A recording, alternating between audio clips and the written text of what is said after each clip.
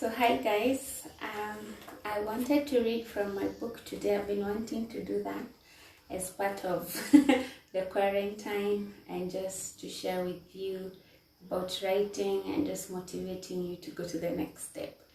So I'm going to read from my book, This Girl is on Fire, by Wangari Kuria, that's myself.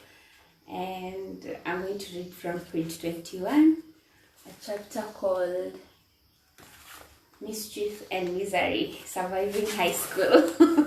So this is an autobiography of my life, of how you never know how you're going to be.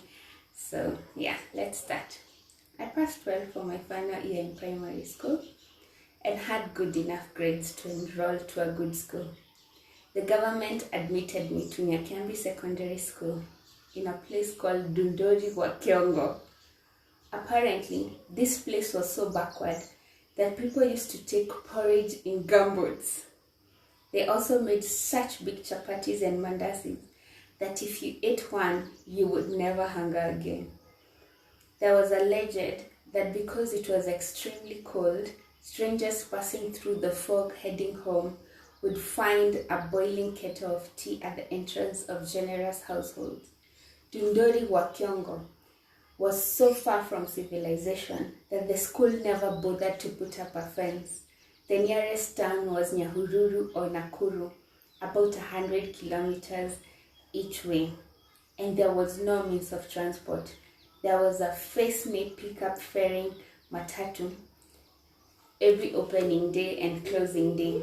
The land was so fertile and favorable that the food was giant-like. Potatoes grew to the size of people's heads. Carrots and peas were in plenty. But the government hadn't bothered to put up necessary infrastructure in the era of siasa mbaya maisha mbaya, meaning bad politics or bad life, a statement made by the then president to strengthen those against his regime. As much as the harvest was plenty, the farmers would resort in feeding the surplus produce to their cows and sell to brokers at 2% of cost. With pathetic roads to deal with, middlemen struggled in the mud for days on end, spoiling their trucks and panicking over the perishability of their cargo.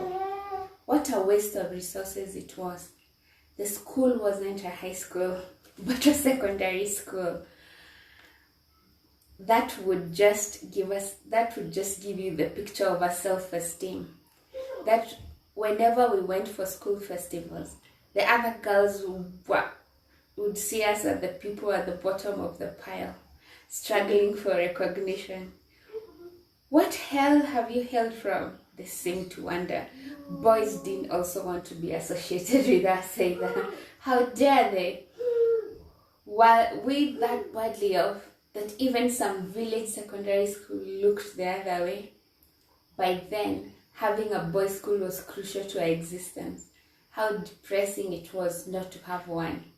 We had a small green van, a combi, that had musings of a scolded woman.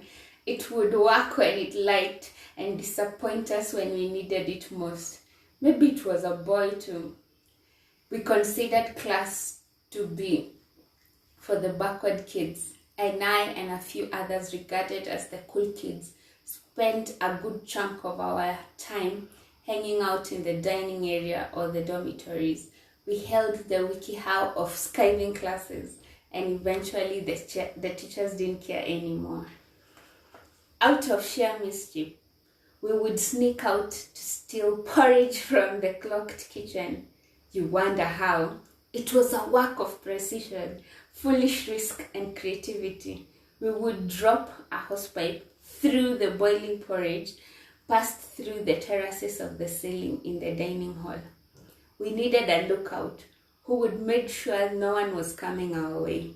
An engineer who would use his hand signals to direct us to turn left or right and aim precisely at the large hot pot and not into the fire.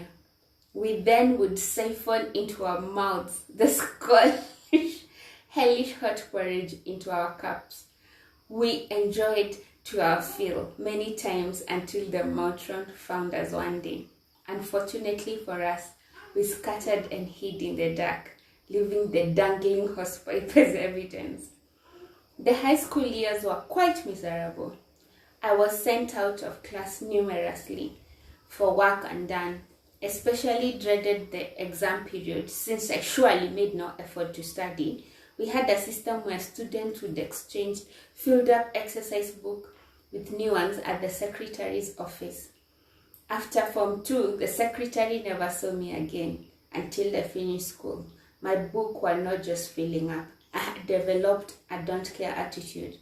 In my mind, I knew that I would probably get a job as a manual worker or a domestic worker, get free food, free rent, and general utilities. Eventually, I would get married to a random guy and have 3 kids with running noses. I had accepted my fate, that I was just another human being loitering this earth with nothing to offer. I didn't care about education, and clearly I was not good at it anyway, or at least I thought. But when I look at myself now, a whole load of self-esteem and self-awareness, a sense of purpose, and a vision to boot. I am totally astounded. My hopes are up again, dreams of what I want to achieve, daring me to pursue, and my mind open to diverse possibilities. Partly, I credit it to urbanization. Moving from Nyahururu to Nairobi opened a whole new world for me. But I also know that deep down each one of us, there are 2 seeds, one of significance, another one of unchallenged life.